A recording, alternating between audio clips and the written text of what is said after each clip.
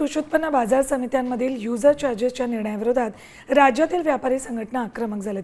दी Poona merchants चेंबरमध्ये झालेल्या राज्यव्यापी परिषदेत हा कायदा तातडीने रद्द करण्याची मागणी करण्यात आली.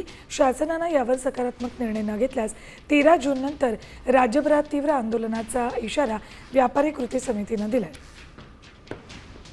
दरम्यान याच संदर्भात व्यापाऱ्यांशी बातचीत केली आमचे प्रतिनिधी अक्षय बडवे यांनी.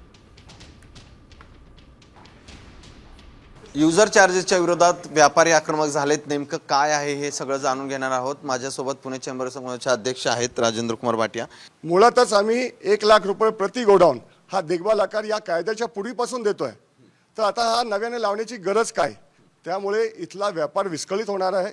कारण हा फक्त मार्केट पुरता आहे. मार्केटचे बाहेर व्यापार असेल तर त्याला नाही आहे.